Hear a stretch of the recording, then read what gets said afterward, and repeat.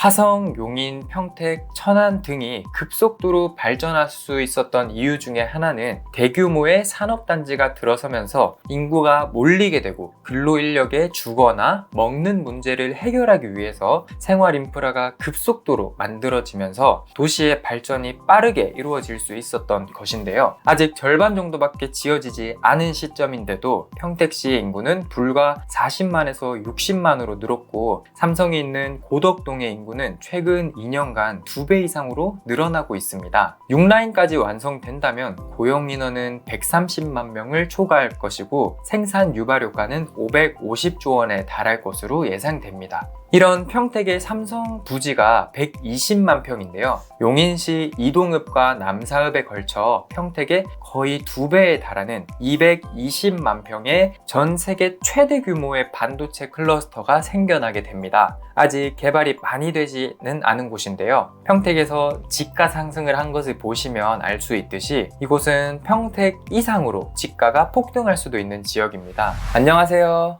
오픈마인드의 신대리입니다. 오늘은 토지거래 허가구역이라는 것이 무엇인지, 그리고 많은 분들이 관심 있어 하시는 이동남사 반도체 클러스터 국가산업단지, 그리고 원삼 SK하이닉스가 들어오게 되는 용인시 처인구의 토지거래 허가구역에 대해서도 말씀드려 볼까 합니다. 토지거래 허가구역이라고 하는 것은 투기 수요를 억제하기 위해서 1979년에 도입된 규제 방식인데요. 특정 지역의 투기적인 거래가 성행하거나 그런 우려가 있는 지역, 또는 지가가 급격히 상승하거나 상승할 우려가 있는 지역에서 함부로 땅을 사고 팔 수 없도록 규제하는 제도입니다. 5년 이내 범위에서 위치에 따라 상황에 따라 다른데요. 일반적으로 보통 3, 4년 지정했다가 추가로 1년, 2년 연장하는 식으로 많이 이루어집니다. 이렇게 규제하는 이유 중에 가장 큰 이유가 신도시나 신규 택지, 산업단지 등이 발표되면 그 지역의 지가는 오를 수밖에 없고, 투기적 목적을 가진 사람들이 몰려들게 되면 비정상적으로 지가가 급등하는 현상이 일어날 수 있기 때문에 이를 방지하고자 토지거래 허가구역을 지정하고 있습니다. 우선 토지거래 허가구역으로 지정된 곳에서는 토지거래 시 시장, 군수, 구청장 등의 허가를 받아야 하며 허락 없이 체결한 거래 계약은 무효화됩니다. 토지거래 계약 허가 대상에서 허가를 받아야 하는 것을 보시면 토지의 소유권 이전, 지상권, 가등기 담보, 양도 담보 설정이 있는데요. 일반적으로 토지 거래라고 하면 소유권 이전이 해당되겠습니다. 그리고 면적 기준이 있는데요. 면적이 아주 작은 토지가 아니라 일정 규모 이상의 토지를 거래하려고 할 때 기준이 용도 지역별로 다릅니다. 도시지역의 주거지역은 180제곱미터 초과, 상업지역 200제곱미터 초과, 공업지역 660제곱미터, 녹지지역 100제곱미터 초과, 용도지역이 미지정된 토지는 90제곱미터를 초과한 토지라면 허가를 받아야 합니다. 도시지역 외의 지역에서는 농지는 500제곱미터 초과이면은 1000제곱미터,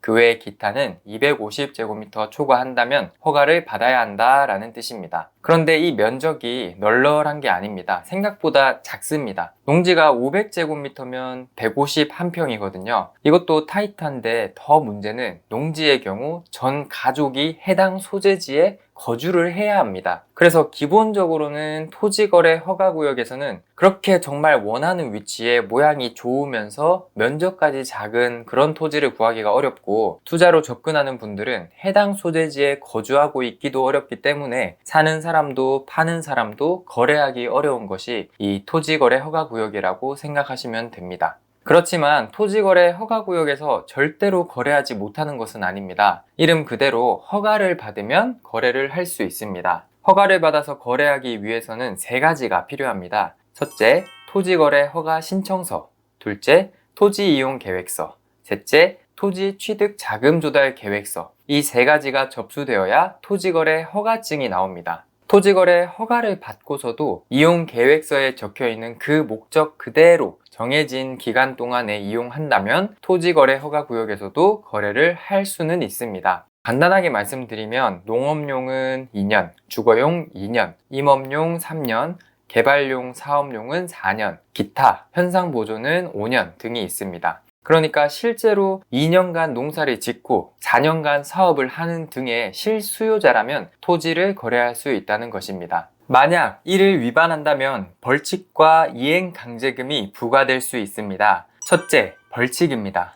만약 허가를 받지 않고 토지 거래를 체결하거나 그 밖에 부정한 방법으로 허가를 받은 경우 2년 이하의 징역 또는 개별 공시지가의 30% 이하의 벌금을 내야 합니다. 둘째, 이행강제금입니다. 토지 이용 계획서에 어떻게 사용하겠다고 기입을 했는데 이행 명령을 어겼을 때 부과되는 것이 이행강제금입니다. 목적대로 이용하지 않고 방치하면 이행강제금이 토지 취득 가액의 10%, 직접 이용하지 않고 임대하면 7%, 이용 목적 승인을 받지 않고 이용 목적을 변경하면 5%, 기타 7%입니다. 그러니 투자의 관점에서는 접근하기 어려운 곳이 이 토지거래 허가 구역이라고 할 수 있습니다. 그런데요, 잘 생각해보면 토지거래 허가 구역으로 묶였다는 말은 지가가 상승할 것이기 때문에 지정하는 것입니다. 그래서 토지거래 허가 구역만 따라다니면서 살펴보는 투자자들도 있다고 합니다.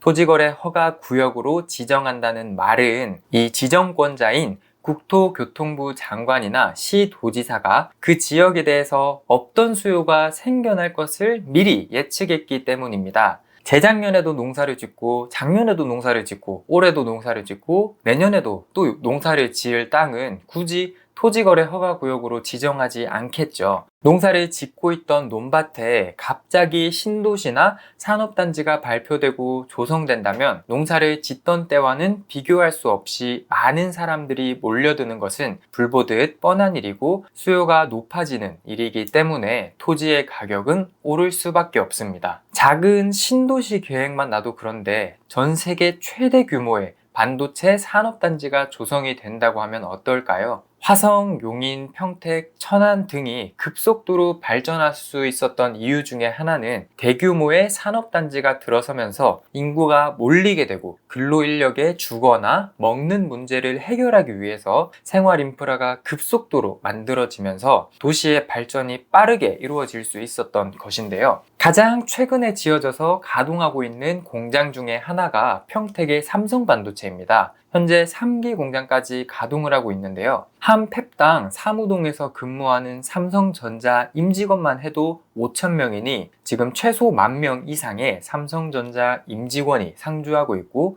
공장 내부의 설비업체 등에 들어오고 나가는 협력업체 인원은 3만에서 5만 명 정도 됩니다. 아직 절반 정도밖에 지어지지 않은 시점인데도 평택시의 인구는 불과 40만에서 60만으로 늘었고 삼성이 있는 고덕동의 인구는 최근 2년간 2배 이상으로 늘어나고 있습니다. 6라인까지 완성된다면 고용 인원은 130만 명을 초과할 것이고 생산 유발 효과는 550조 원에 달할 것으로 예상됩니다. 이런 평택의 삼성 부지가 120만 평인데요. 용인시 이동읍과 남사읍에 걸쳐 평택의 거의 2배에 달하는 220만 평의 전 세계 최대 규모의 반도체 클러스터가 생겨나게 됩니다. 아직 개발이 많이 되지는 않은 곳인데요. 평택에서 지가 상승을 한 것을 보시면 알 수 있듯이 이곳은 평택 이상으로 지가가 폭등할 수도 있는 지역입니다. 그래서 투자를 생각하시고 이동읍과 남사읍 쪽으로도 토지 문의를 많이들 주고 계신데요.